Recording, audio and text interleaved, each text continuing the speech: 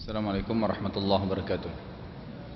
Innal hamdalillah nahmaduhu wa nasta'inuhu wa nastaghfiruh wa na'udzu billahi min shururi anfusina wa min sayyiati a'malina may yahdihillahu fala mudilla lahu wa may yudlil fala hadiya lahu. Wa asyhadu an la ilaha illallah wahdahu la syarika lahu wa asyhadu anna Muhammadan abduhu wa rasuluhu. Qala Allah ta'ala ya ayyuhalladzina amanu taqullaha haqqa tuqatih wa la tamutunna illa wa antum muslimun. Wa qala azza min qala ya ayyuhan nasu taqu rabbakum alladzi khalaqakum min nafsin wahidah وخلق منها زوجها وبث منهما رجالا كثيرا ونساء واتقوا الله الذي تساءلون به والأرحام إن الله كان عليكم رقيبا وقال عز وجل الذين آمنوا اتقوا الله وقولوا قولا سديدا يصلح لكم أعمالكم ويغفر لكم ذنوبكم ومن يطع الله ورسوله فقد فاز فوزا عظيما أما بعد فإن أصدق الحديث كتاب الله خير هدي محمد صلى الله عليه وسلم وشر الأمور محدثاتها فإن كل محدثة بدعة وبدعة ضلالة wa inna dhalan finnar. Bapak Ibu sekalian rahimana rahimakumullah, masih melanjutkan bab salat dan masih di masalah salat jenazah dan yang berhubungan dengan jenazah. Namun sebelumnya ada yang saya ingin ingatkan diri saya dan jemaah sekalian. Masih sering saya lihat walaupun bahasan kita tentang bab salat masih banyak sekali jemaah, termasuk tadi waktu saya salat maghrib saya lihat yang tidak bisa mengatur saf sesuai dengan sunnah Nabi sallallahu alaihi wasallam. Safnya harus rapat Bapak Ibu sekalian, dan yang jadi patokan dalam saf adalah tumit kita dan bukan ujung kaki depan. Jadi ujung kaki kita atau telapak kaki kita itu tidak sama panjangnya. Makanya pada saat Anda berdiri di saf, jangan diperhatikan ujung jari-jarinya, tapi tumitnya. Sehingga kalau kita lihat dari belakang, kalau saf itu diatur sesuai dengan tumit akan rata. Dan patokannya alhamdulillah masjid kita ini sudah ada tempat kotak biru, itu di mana Anda letakkan telapak kaki Anda. Jadi jangan keluar lagi dari situ, karena memang menyempurnakan saf bagian dari kesempurnaan sholat. Ya, sampai sebagian besar ulama mengatakan bisa batal sholatnya orang kalau safnya nggak benar, karena memang Nabi SAW menjadikan bagian dari kesempurnaan sholat. Dalam hadis Bukhari dikatakan, dan ini sudah pernah kita jelaskan di awal-awal bab sholat, bahwasanya Nabi SAW mengatur saf itu seperti mengatur anak panah yang keluar dari busurnya, sangat rata, rapi. Sekali lagi patokannya tumit. Tumitnya juga itu Bapak Ibu sekalian, terutama Bapak perhatikan, dibuka, bukan jarinya yang dibuka. Ini kita kebanyakan jari kakinya yang dibuka, sehingga ada celah antara tumit dia dengan tumit temannya di sebelah. Nah ini kalau terbuka, ada syaitan masuk di antara saf itu. Sebagaimana sabda Nabi SAW, sungguh aku melihat setan-setan masuk di antara saf-saf yang berjarak, itu seperti anak domba yang masuk di gerumulan, ya, domba-domba yang besar. Dia bisa masuk dan membuat kita tidak khusyuk dalam sholat. Makanya ini telapak kakinya, jangan jarinya yang dibuka, ya, sehingga kakinya seperti ini. Tetapi yang dibuka adalah tumitnya, sehingga kaki kita seperti ini modelnya. Dan patokannya jemaah sekalian, ini juga banyak penyakit kita di Indonesia ya. Saya perhatikan begitu kalau sholat, itu cukup saf kita adalah ukuran pundak kita. Tidak perlu membuka lebar-lebar kakinya, sehingga mengganggu jemaah yang di sebelah. Bahkan kadang-kadang ada orang yang seperti mau berantem. Pada saat lagi turun, duduk di antara dua sujud, gitu kan, itu kakinya, lututnya dibuka lebar-lebar. Bukan begitu sholat jemaah sekalian. Lutut kita, paha kita rata, serata dengan pundak, cukup. Turun sujud sama, duduk di antara dua sujud sama, duduk tahiyat sama. Bahkan sudah pernah saya praktikkan tata cara sholatnya yang benar pada saat itu. Ini penting sekali, tolong jangan lagi salah tentang masalah saf. Sekali lagi, bukan seperti ini kakinya, tetapi tumitnya yang dibuka sehingga rata, dan patokannya adalah pundak Anda, saf. Kemudian ini kaki kita, bukan ini yang jadi patokan saf, tapi ini, sehingga semuanya ke sana rata, sama-sama tumit yang diperhatikan. Kalau tumit yang Anda jadikan patokan, coba perhatikan saf yang tumitnya sama rata dari belakang, pasti rata semuanya. Tapi kalau ujung kakinya, pasti dari belakang kelihatan berantakan semua safnya. Maka ini penting, sekali lagi bagian dari kesempurnaan sholat. Kemudian yang kedua, yang tadi saya hampir lihat jemaah juga sering lakukan, masih ada kesalahan. Begitu salam masih mengusap wajahnya. Tidak ada sunnah Nabi SAW dalam sholat mengusap wajah jemaah sekalian. Yang ada dalam hadis Bukhari Muslim, Nabi SAW salam ke kanan, salam ke kiri, selesai. Tidak ada mengusap wajah. ini sama sekali bukan bagian dari sunnah Nabi alaihissalatu wassalam, dan sudah kita tekankan ini. Jadi tolong dipelajari buku panduan sifat sholat Nabi sesuai dengan Al-Quran dan Sunnah yang sudah pernah kita tuntunkan, agar tidak keliru lagi. Masalahnya kalau anda keliru, itu terus akan mengurangi pahala, bahkan misalnya saya tidak sempurna sholatnya. Juga sama halnya, ya, selesai salam itu jemaah sekalian, selesai sholat, usahakan kalaupun mau salaman sama teman di sebelah karena kenalan kita, selesai zikir. Selesai zikir. Karena begitu salam dari sholat, kemudian salamannya ini nggak ada sunnahnya. Nabi SAW tidak pernah salaman, begitu salaman sama teman di sebelah. Dan ini subhanallah cuma ada di kita aja di Indonesia. Kalau negara-negara yang Islam yang lain tidak ada. Makanya musim haji itu kalau jemaah kita salaman, orang-orang pada bingung ngeliatin, dikira dikenal. Apalagi dihubungkan dengan habis sholat ya. Kalau selesai zikir nggak dihubungkan dengan paket habis sholat, maka itu berbeda. Mungkin anda pas sudah berdiri, kemudian ketemu sama teman di sebelah, salaman, beda. Tapi kalau dipaketkan dengan zikir habis sholat, ini nggak ada sunnahnya. Maka mari kita kembali kepada sunnah Nabi Sallallahu Alaihi Wasallam supaya tidak keliru lagi, gitu. Supaya tidak keliru lagi. Juga saya tutup nasihat saya atau pembukaan ini, masih banyak saya lihat jemaah, mohon maaf ya, saya juga tidak tahu kenapa jemaah kita paling hobi itu memelihara kuku. Saya tidak tahu kenapa gitu. Saya lihat di ibu jari sama jari kelingking ini pasti ada kukunya panjang. Kenapa saya nggak tahu. Nabi SAW mengingatkan itu dengan tegas ya. 5 fitrah, 5 dasarnya seorang muslim nggak boleh nggak dikerjain. Pertama khitan bagi laki-laki, mencukur kumis, mencukur bulu ketiak, mencukur bulu kemaluan, ini sampai bersih, dan memotong kuku. Harus ini, ya, ini harus selalu begitu ada potong, memang begitu sunnahnya. Jadi kadang-kadang sampai hitam gitu. Heran saya kenapa gitu. Padahal sunnah Nabi SAW melarang itu. Jadi usahakan selalu dijaga jemaah sekalian. Ini yang saya lihat ya. Jadi insya Allah mungkin setiap Senin kalau ada yang saya lihat pelanggaran di masjid, saya coba ingatkan.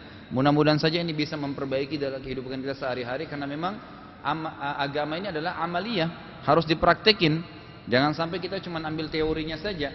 Ya, kata sebagian ulama, al ilmu fis suduri la fis sutur. Ilmu itu yang ada di dalam hati dan diamalkan, dan bukan yang ada di tulisan. Tulisan cuma membantu kita, tapi jangan sampai teorinya banyak tapi nggak diamalkan. Ini salah.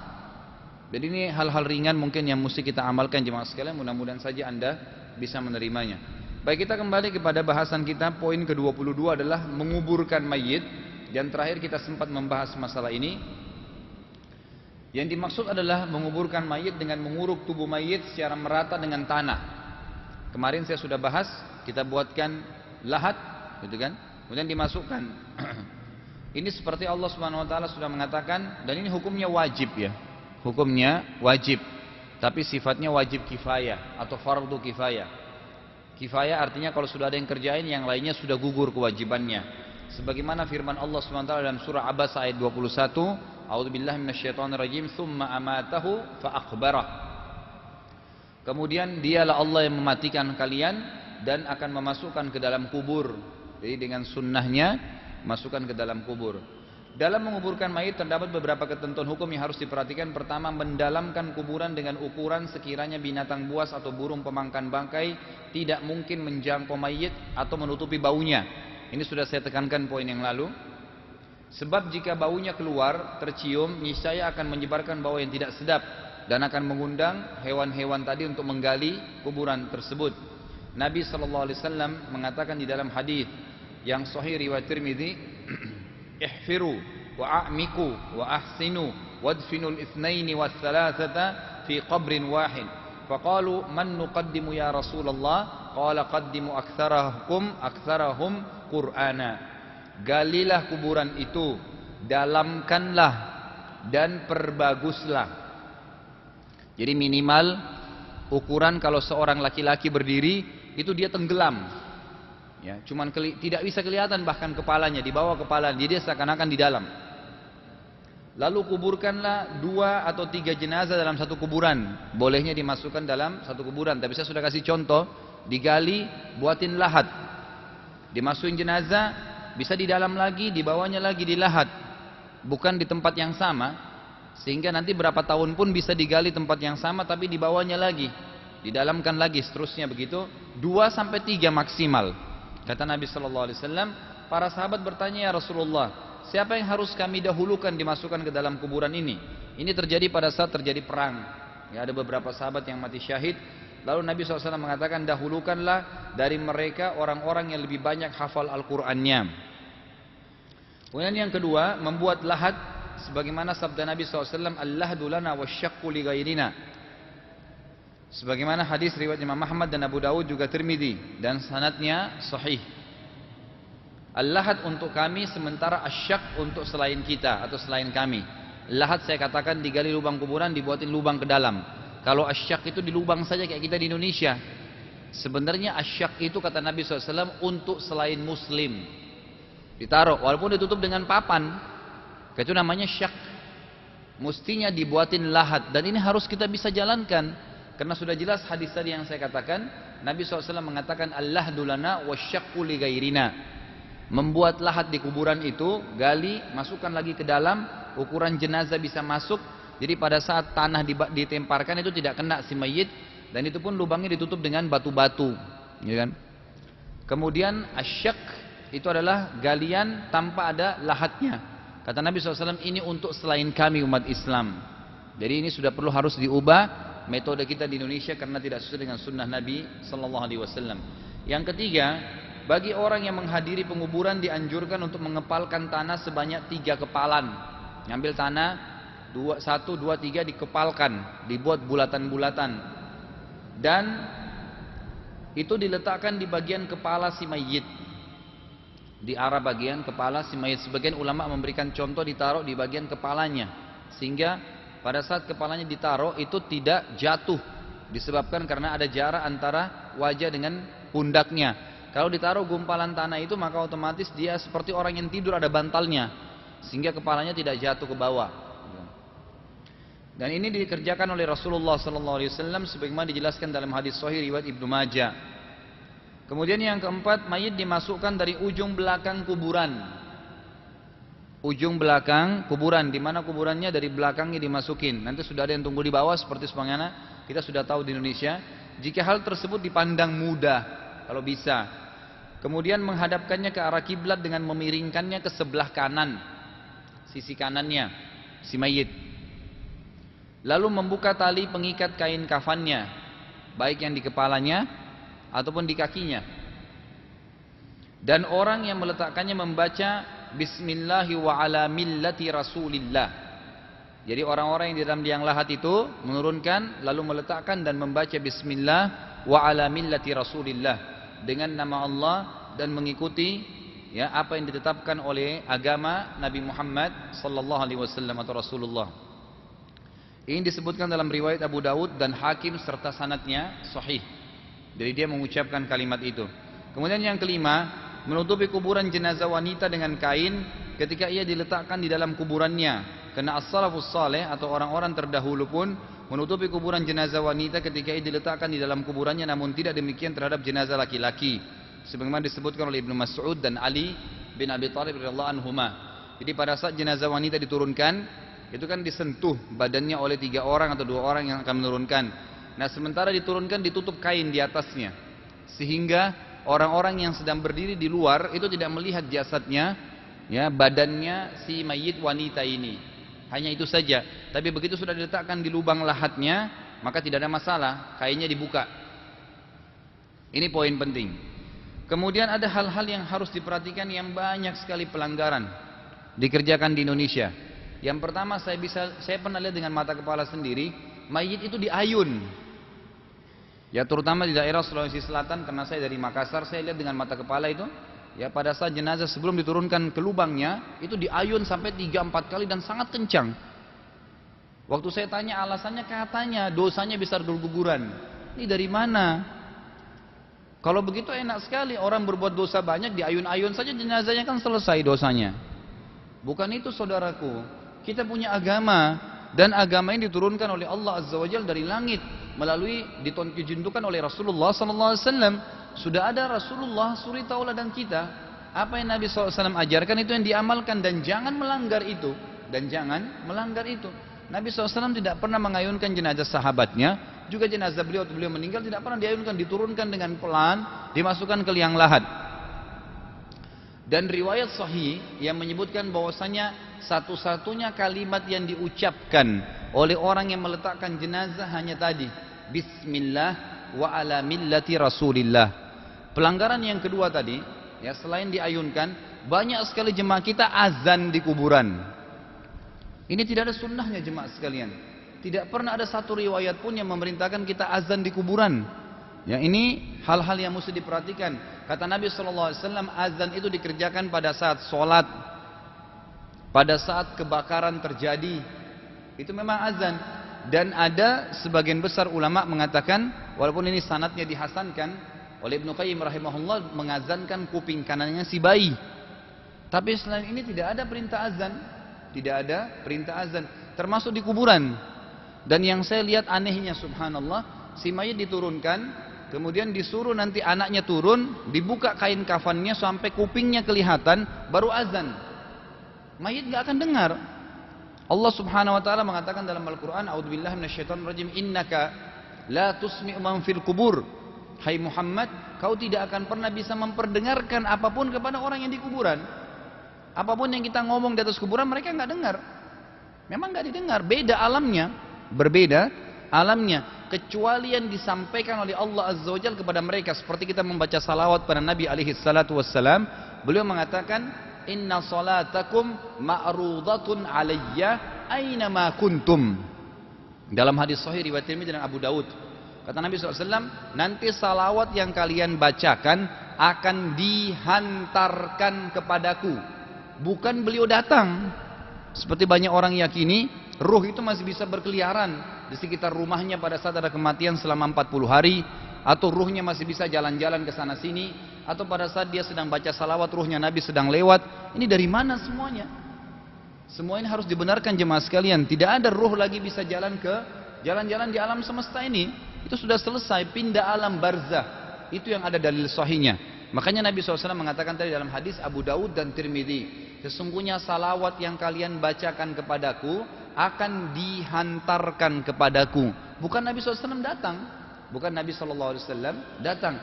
Pemahaman yang mengatakan ruhnya Nabi SAW sedang datang berkembang biak sekarang, sampai menganggap ruhnya orang tuanya juga bisa datang pada malam Jumat. Ada salah seorang muslimin itu setiap hampir malam Jumat memasang kelambu di kuburan ayahnya, kemudian pakai rebana menyambut seakan-akan ruhnya ayahnya sedang keluar pada jam tertentu. Lalu dia komunikasi dan berbicara dengan ayahnya. Subhanallah. Nabi SAW waktu meninggal, itu Abu Bakar langsung mengecup dahi beliau, menutup kain mata buka beliau dengan kain, lalu berkata, ya Rasulullah, sekarang anda lebih tenang. Sekarang anda lebih tenang. Tidak pernah Nabi SAW dikatakan oleh Abu Bakar datang ruhnya, oleh Umar, oleh Abdullah bin Mas'ud, Abdullah bin Umar, Abbas, Ali radhiyallahu anhum ajma'in. Tidak pernah ada riwayat yang mengatakan mereka melihat ruhnya Nabi datang. Bahkan mereka pada saat selesai Nabi SAW meninggal, kemudian Bilal meninggalkan Madinah. Bilal, muadzin Nabi SAW, tinggalkan Madinah. Lalu pada saat beliau pergi, Madinah jadi sunyi, karena yang biasa azan itu Bilal di zaman Nabi SAW, dan Nabi sendiri sudah meninggal. Beberapa tahun kemudian Bilal datang ke Madinah, lalu semua sahabat mengatakan, tolong Bilal, azanlah. Kata Bilal, semenjak Rasulullah SAW meninggal, aku tidak mau azan, karena aku sangat merindukan beliau alaihissalatu wassalam. Maka semua mengatakan, Bilal azanlah, tolonglah. Maka Bilal pun akhirnya azan. Pada saat Bilal azan, satu Madinah menangis karena mengingat Nabi SAW. Tapi tidak ada ceritanya ruhnya Nabi datang. Mereka sedih melihat Nabi SAW, tapi memang sudah begitu kematian. Ini sudah jelas. Allah sekali lagi mengatakan, innaka la tusmi'u man fil kubur. Engkau tidak akan pernah bisa, hai Muhammad, memperdengarkan orang yang ada di kuburan. Imam Nawawi mengatakan rahimahullah, Imam Nawawi yang paling banyak jadikan referensi di Indonesia, perhatikan mengatakan dalam kitabnya Majmu', beliau mengatakan, saya heran melihat orang-orang yang datang ke kuburan minta-minta kepada kuburan walaupun itu orang saleh. Sementara dalam kuburan adalah manusia seperti dia dan sudah jadi tulang. Mestinya dia yang mengirimkan doa untuk si mayit, bukan dia yang minta kepada si mayit. Karena Nabi SAW waktu meninggal, tidak pernah ada sahabat datang ke kuburan Nabi SAW minta-minta. Malah mereka membacakan salawat untuk Nabi alaihissalatu wassalam. Sebagaimana kita sekarang kalau ziarah kubur Nabi SAW, kita bacakan salawat pada beliau alaihissalam, tapi tidak boleh minta-minta di kuburan itu. Karena bisa menjadi perbuatan syirik. Berapa banyak orang subhanallah dalam salatnya mengatakan iyyaka na'budu wa iyyaka nasta'in. Hanya kepadamu ya Allah kami menyembah, hanya kepadamu kami minta tolong. Lalu berbuat syirik setelah itu. Pergi minta-minta ke kuburan di sebelah rumahnya. Mana komitmen kita mengatakan iyyaka dan iyyaka. Kita seharusnya menjalankan sunnah Nabi SAW dengan mendoakan si mayit. Kemudian kita lanjutkan dengan disunnahkan meratakan kuburan. Maaf, masih ada yang belum ya? Hal-hal yang harus dilakukan setelah mayit dikuburkan. Yang pertama, kalau sudah diturunkan mayitnya, memohonkan ampun bagi si mayit dan mendoakannya. Memperbanyak. Allahumma gfir lahu, Allahumma arhamhu, Allahumma afihi, wa'fu anhu, wa akrim nuzulahu, wa wassi' mudkhalahu, waqsilhu bil ma'i wal thalji wal barad, wa nakkihi minadh dhunubi kama yunakka thawbul abyad minad danas. Kita doakan memperbanyak istighfar kepada Allah. Kalau anda tidak hafal, anda mengatakan dalam bahasa Indonesia, ya Allah ampunilah dia, ya Allah ya gantilah dosa-dosanya menjadi pahala, ya Allah jadikanlah kuburannya taman dari taman surga, ya Allah luaskanlah kuburannya, ya Allah mudahkanlah jawaban pertanyaan mungkar dan nakir. Ini yang kita sampaikan. Bagi orang yang menghadiri penguburan, kata beliau, dianjurkan supaya memohon ampun bagi mayit serta diberikan keteguhan dalam menjawab pertanyaan malaikat kubur berdasarkan sabda Nabi SAW dalam hadis Abu Daud dengan riwayat yang sahih, istaghfiru li akhikum wasalu lahu tathbita fa innahu al-ana yus'al. Mohonlah ampunan bagi saudara kalian ini. Waktu beliau sudah mengantar jenazah sahabatnya, dan beliau mengatakan serta mintalah keteguhan baginya agar ia bisa menjawab pertanyaan yang akan ditanyakan padanya sekarang. Jadi kita mendoakan agar dia bisa menjawab pertanyaan mungkar dan nakir. Nabi SAW menyabdakan setelah selesai penguburan, sebagaimana juga sebagian salaf telah membaca doa ini, Allahumma hadza abduka nazala bika wa anta khairul manzuli bih faghfir lahu wa wassi' mudkhalah. Ya Allah, hambamu ini datang menghadap kepadamu dan engkau adalah zat yang terbaik untuk disinggahi. Ampunilah ia dan lapangkanlah tempat masuknya. Sebagian juga doa dianjurkan oleh para ulama yang kita baca pada saat sholat jenazah juga bisa. Allah marzuqhu daran khairan min darihi, wa ahlan khairan min ahlihi, wa jaran khairan min jiranihi. Ya Allah, karuniakan dia lebih rumah tempat tinggal lebih baik daripada tempat tinggalnya di dunia, keluarga lebih baik daripada keluarganya di dunia, dan juga tetangga lebih baik daripada tetangganya di dunia. Ini diantara doa-doa yang kita dianjurkan. Kemudian sama sekali tidak ada sunnahnya dalam hal ini mengajak bicara si mayit. Ini terjadi ada sebagian orang, dan subhanallah karena berbahasa Arab banyak orang kita tidak mengerti. Saya pernah menghadiri penguburan dan saya kaget waktu itu karena saya mengerti apa yang dia baca. Datanglah seseorang, ya imamnya, pada saat jenazah sudah ditutup, diturunin, dibuatin lahat, dibuatin syak, lubang tadi, sebelum ditaruh papannya. Lalu ada orang datang, ya mendekati kuburan tersebut, satu orang memegang kertas dalam bahasa Arab, lalu berkata, yang artinya begini, wahai fulan bin fulan, sebentar lagi malaikat akan datang bertanya kepadamu, siapa Tuhanmu? Maka jawablah dengan jelas, Tuhanmu adalah Allah. Kalau ditanya siapa nabimu, jawablah dengan jelas, adalah Rasul nabimu adalah Muhammad sallallahu alaihi wasallam. Dan kalau ditanya siapa apa kitabmu, katakanlah Al-Qur'an. Apa agamamu, maka katakanlah ya Islam, dan seterusnya. Jadi dia mengajak bicara si mayit. Ini juga sama sekali tidak pernah ada anjurannya. Maka tolong jemaah sekalian, agama Islam ini sudah sempurna, jangan ditambah-tambah. Menambah-nambah agama ini berarti seakan-akan memprotes Rasulullah SAW, mengatakan maaf ya Rasulullah, masih ada yang belum anda sampaikan. Subhanallah, Nabi SAW meninggal itu sudah menyampaikan semuanya, dan kita punya standarisasi hukum.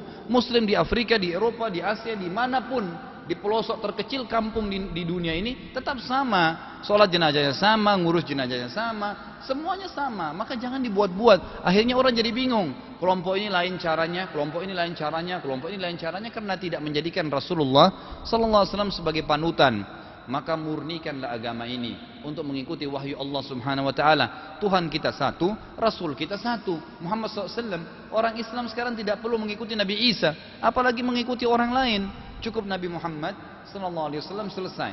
Maka sekali lagi, ikuti saja ajaran beliau, maka kita tidak akan salah.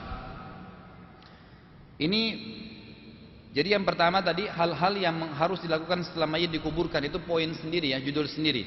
Yang pertama memohonkan ampun, yang kedua meratakan kuburannya.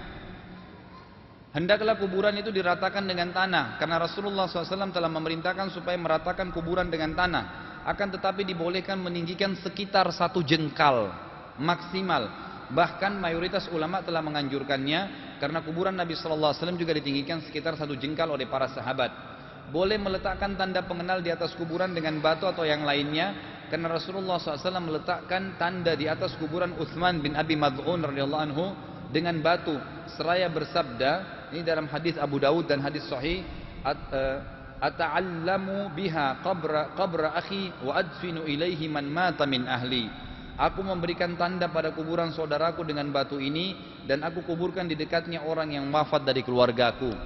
Artinya boleh diletakkan batu di situ. Juga dikatakan dalam hadis yang sahih diriwayatkan oleh Hakim dan Imam Ahmad, bahwasanya Nabi SAW bersabda kepada Ali, wahai Ali, aku wasiatkan kepadamu, janganlah engkau temukan kuburan di muka bumi ini kecuali engkau samaratakan dengan tanah. Engkau samaratakan dengan tanah, atau engkau mendekatinya dengan tanah. Jadi sebenarnya kuburan yang sesuai dengan sunnah itu adalah kuburan Taman Makam Pahlawan tuh. Itu yang benar tuh, rata dengan tanah, tinggal dikasih isyarat di atasnya. Itu sebenarnya sunnah. Ya, kita bukan sebaliknya. Malah yang bukan pahlawan, masya Allah, pagar, keramik, ya, pakai lampu, ada yang pakai kelambu, subhanallah. Anda punya Rasulullah SAW, Anda punya agama, maka wahai muslim, kembalilah kepada ajaran agama kita. Karena patokan orang yang dalam kuburan bukan bagusnya kuburannya, tapi amalnya. Bisa saja kuburan itu penuh dengan belalang, rumput-rumput liar, tapi di bawahnya taman dari taman surga. Bisa saja di atasnya marmer, tapi di dalamnya neraka, lubang dari lubang neraka. Ya, sebagaimana sabda Nabi SAW, kuburan kalau bukan taman dari taman surga, maka lubang dari lubang neraka. Maka wasiatkan dari sekarang agar kuburan kita itu rata dengan tanah, sebagaimana sunnah Nabi SAW. Kemudian haram juga kata para ulama mengapur atau mengecat kuburan, apalagi sampai membangunkan dengan bangunan yang besar, sebagaimana sabda Nabi SAW disebutkan dalam hadis riwayat Imam Muslim, hadis sahih. Naha Rasulullah SAW an yujassasal qabru wa an yubna alaihi. Rasulullah SAW melarang kuburan untuk dikapur atau dibangun sesuatu bangunan di atasnya. Itulah pakai pagar, pakai tembok, itu semua tidak perlu. Itu semua tidak perlu, tidak diperlukan itu. Ya. Sebagian ulama mengatakan dibolehkan membersihkan kuburan, tapi tidak dengan menyiram air, tidak dengan meletakkan kembang. Jadi datang, kalau kotor dibersihin, tidak ada masalah. Tapi itu tidak berpengaruh. Dia tidak berpengaruh kepada mereka, tidak berpengaruh pada si mayit. Jadi kita harus berbuat apa yang berpengaruh buat mereka. Dan wahyu sudah mengajarkan kepada kita, beristighfar, mendoakan, bersedekah buat mereka, haji dan umroh buat mereka. Itu yang kita lakukan, sebagaimana tuntunan Nabi alaihissalatu wassalam. Itu poin yang ketiga. Ya, dari materi hal-hal yang harus dilakukan pada saat mayit sudah dimasukkan ke dalam kuburan. Berdoa dan beristighfar untuknya. Kemudian ya, menyamaratakan kuburannya dengan tanah, kemudian tidak mengapur yang ketiga, dan membangun kuburan. Yang keempat, makruh hukumnya duduk di atas kuburan.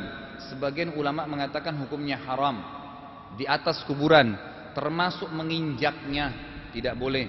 Ya. Seorang muslim dimakruhkan atau dilarang secara keras duduk di atas kuburan saudaranya seorang muslim, apalagi sampai menginjaknya. Sebagaimana sabda Nabi SAW dalam hadis sahih riwayat Imam Muslim, la tajlisu alal kuburi wa la tusallu ilaiha.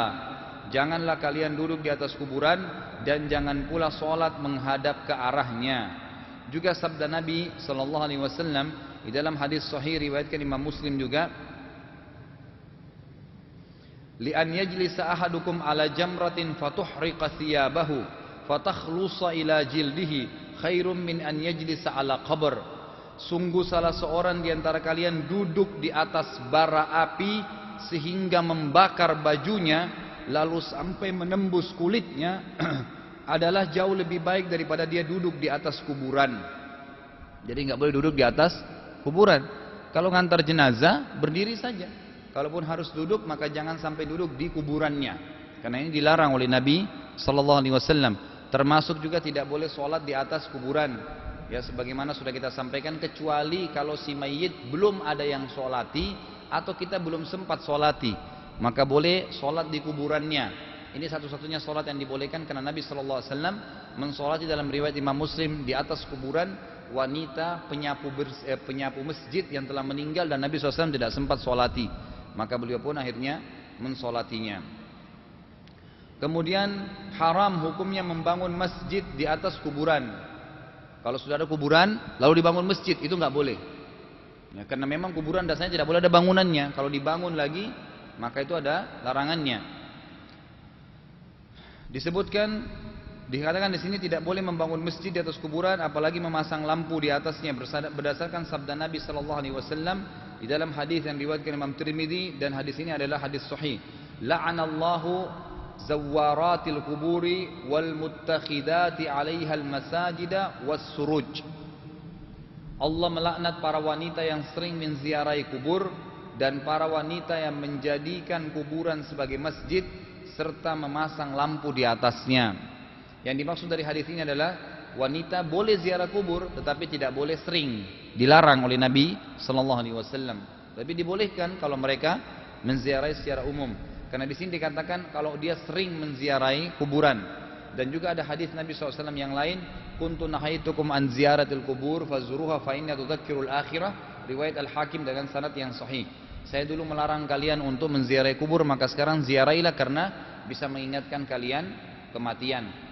Kemudian di sini tidak boleh menjadikan masjid sebagai kuburan atau kuburan sebagai masjid, artinya tempat ibadah, baik membangun fisik masjidnya atau malah sholat di kuburan, duduk di situ, menjadikan seperti masjid, beribadah di kuburan, itu tidak dibolehkan. Karena yang boleh hanya mendoakan dan beristighfar atau meminta ampun untuk si mayit, sebagaimana memang yang disebutkan dalam riwayat-riwayat sebelumnya. Juga Nabi SAW bersabda di dalam hadis yang sahih Bukhari Muslim, la'anallahu al-yahuda takhadu qubur anbiya'ihim masajid. Allah melaknat kaum Yahudi karena mereka telah menjadikan kuburan para nabi mereka sebagai masjid. Dibanguni masjid, kemudian mereka akhirnya ibadah di situ, minta-minta kepada kuburan tersebut, minta-minta kepada kuburan tersebut. Allah tidak butuh perantara. Nabi Muhammad SAW sendiri menitipkan pesan kepada kita, menitipkan pesan kepada Abdullah bin Abbas sepupu beliau alaihissalatu wassalam. Beliau mengatakan kepada Abdullah bin Abbas sekali lagi radhiyallahu anhuma, hai anak kecil, kalau kau minta tolong hanya minta kepada Allah, kalau kau punya hajat hanya sampaikan kepada Allah. Ketahuilah kalau satu kaum ingin menyusahkanmu sementara Allah tidak mau kau ditimpa, maka tidak akan menimpahmu. Dan ketahuilah kalau sesuatu akan menimpamu sementara kaum mendukungmu, maka engkau akan ditimpa kalau Allah ingin kau ditimpa. Sungguh telah tertulis semua di Lauhil Mahfuz, dan pulpen yang dipakai menulis sudah kering, sudah kering. Jadi jelas sekali apa yang Nabi SAW sampaikan. Kemudian poin yang keenam adalah dilarang membongkar kuburan dan memindahkan si mayit. Diharamkan atau dilarang membongkar kuburan serta memindahkan jasad penghuninya atau mengeluarkan sejumlah penghuninya darinya, kecuali karena adanya hal darurat yang sangat kuat dalilnya. Misalnya mayit dikuburkan tanpa dimandikan terlebih dahulu. Itu ada sebagian ulama mengatakan dikeluarkan dimandikan kalau yang baru ya, tapi kalau yang sudah lama maka tidak perlu. Sebagaimana sebagian juga ya dimakruhkan untuk dipindahkan dari suatu daerah ke daerah yang lainnya, kecuali tempat tujuan dari pemindahan itu adalah salah satu dari dua tanah haram yang dimuliakan, Mekah atau Madinah atau Baitul Maqdis. Sebagaimana kata Nabi SAW di dalam hadis yang sahih riwayat Abu Daud dan Nasa'i, idfinul qatla fi masari'ihim. Kuburkanlah jenazah orang-orang yang terbunuh di dalam peperangan ataupun dimanapun di tempat mereka terbunuh. Dikubur aja di situ. Itu sudah jadi kuburan mereka. Dan tidak ada pengaruhnya, kecuali memang dia dipindahkan ke lokasi yang lebih mulia. Itulah Mekah dan Madinah, kata para ulama. Misalnya ke Baqi, ya, kuburan yang ada di Madinah itu ada doa Nabi SAW. Maka dia dibawa ke sana, itu berbeda. Tapi kalau tidak, maka tidak perlu. Apalagi kalau lokasi kuburan dibongkar hanya untuk dibangun apartemen, hanya dibangun mall, itu dari mana haknya untuk membongkar kuburan? Dia harus cari tempat lain. Ya, dia harusnya tidak boleh kuburan yang dibongkar, tidak boleh kuburan yang dibongkar karena ada larangan. Ini hukum Allah Subhanahu wa taala. Kemudian yang selanjutnya yang ketujuh adalah anjuran bertakziah. Perhatikan, ini penting. Takziah bukan ziarah. Ini banyak orang Indonesia salah paham nih. Ziarah adalah kita mendatangi saudara kita, duduk minum teh, ngobrol, makan kacang, buat pengajian, silahkan ziarah. Kalau takziah beda. Definisi takziah adalah, takziah itu kalau bahasa Indonesianya begini, mengurangi kesedihan keluarga si mayit. Garis bawahi kata-kata keluarga si mayit. Takziah itu bukan untuk si mayit. Perhatikan ya, sekali lagi tolong diperhatikan, kalau Indonesia salah paham nih. Takziah itu mendatangi dan mengurangkan kesedihan keluarganya si mayit, bukan untuk mayit. Yang membuat kita buat banyak acara, kalau acara kematian buat tahlilan lah, buat zikir, buat ini, karena kita pikir takziah untuk si mayit. Salah saudaraku, takziah itu untuk keluarga si mayit. Perhatikan dalilnya. Yang pertama hadis riwayat Imam Muslim. Kata Nabi SAW waktu Ja'far bin Abi Thalib radhiyallahu anhu, saudara kandungnya Ali radhiyallahu anhu, terbunuh di perang Mu'tah. Ya.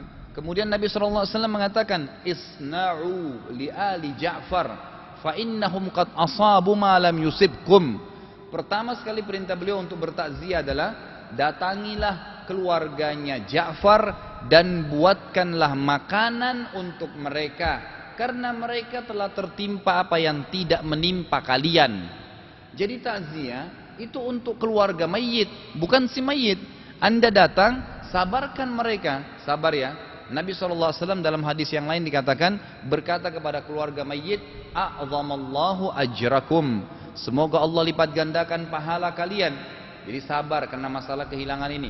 Inna lillahi ma'akhad, walillahi ma'ata, wa kullu syai'in indahu bimiqdar. Sesungguhnya milik Allah yang dia kasih, milik Allah yang dia ambil, dan semuanya berputar sesuai dengan takdirnya. Lalu kita sabarkan, sabarlah ya, tenanglah, dan seterusnya. Lalu kita tidak berlama-lama, pulang langsung, antarin makanan, doain, tinggalkan. Biarkan saudara muslim yang lain mendatanginya. Dan juga yang paling penting dalam hadis-hadis yang sahih dikatakan, Nabi SAW bertakziah tidak pernah lebih dari 3 hari. Tidak pernah lebih dari 3 hari. Dan sekali lagi tolong, ini untuk keluarga si mayit, makanya kita bawain makanan, sabarin mereka, doain mereka. Kalau untuk si mayit itu setiap saat, tidak kenal 3 hari kah, 8 hari kah, 10 hari, 100 hari, itu nggak ada dalam Islam. Tapi kita doain dia setiap saat. Setiap habis ada kesempatan istighfar, ya Allah mudah-mudahan Allah ampuni, ya Allah rahmati dia, ya Allah jadikan kuburan taman. Itu setiap saat kita doain dia. Setiap kali tersebut namanya kita sebutkan, kita doain, itu dianjurkan. Tetapi kalau khususkan itu tidak ada, terutama dalam takziah. Dianjurkan bertakziah kepada keluarga mayit, baik kaum laki-laki maupun perempuan, baik belum dikubur maupun sudah dikubur, dan itu hanya selama 3 hari. Orang yang sedang berada di tempat atau di lokasi yang sangat jauh, dianjurkan boleh mendatangi lebih dari hari ketiga itu. Misalnya seseorang di luar kota Jakarta datang setelah dikuburkan 4 harinya, masih bolehkah dia bertakziah? Boleh, tapi dia sudah tidak mematok lagi. Sunnahnya 3 hari pertama. Maka dibolehkan dia bertakziah kalaupun lebih dari hari itu, sesuai dengan sabda Nabi SAW. Disebutkan dalam hadis sahih riwayat Ibnu Majah, "Ma min mu'minin yu'azzi akhahu bi musibatin illa kasahu Allah taala min hulalil karamati yaumal qiyamah." Tidaklah seorang mukmin bertakziah kepada saudaranya, keluarga yang sedang ditimpa musibah. Perhatikan ya, ini untuk keluarga si mayit, melainkan Allah akan memakaikan baginya pakaian-pakaian kemuliaan pada hari kiamat. Ya, ini berarti kita dianjurkan. Kemudian beliau katakan takziah artinya menyuruh bersabar, juga menghibur keluarga mayit sehingga mereka tidak larut dalam kesedihan. Mereka terhibur dan dapat bersabar dengan menceritakan hal-hal yang dapat meringankan beban musibah mereka yang telah menimpa mereka dan menghilangkan kesedihan mereka. Takziah dapat diungkapkan juga berbagai macam ungkapan, sebagaimana hal itu dijelaskan dalam salah satu hadis di mana Rasulullah SAW pada saat bersabda atau ditujukan kepada putri beliau yang kebetulan anaknya baru meninggal, yaitu Zainab. Lalu beliau berkata, Inna lillahi ma akhadha wa lahu ma a'ta wa kullu syai'in indahu bi ajalin musamma faltasbir wal tahtasib. Sesungguhnya milik Allah lah apa yang diambilnya, dan milik Allah pula apa yang telah diberikannya, dan segala sesuatu di sisinya Allah memiliki batas ajal tertentu. Karena itu bersabarlah, dan juga ya semoga engkau mendapatkan ganjarannya. Sudah habis waktu. Baik, kita lanjutkan lagi insyaallah pertemuan akan datang dengan poin ke-9. Semoga ada manfaatnya. Kalau ada benar dari Allah, kalau ada salah dari saya mohon dimaafkan. Subhanakallahumma bihamdika asyhadu an la ilaha illa anta astaghfiruka wa atubu ilaik. Assalamualaikum warahmatullahi wabarakatuh.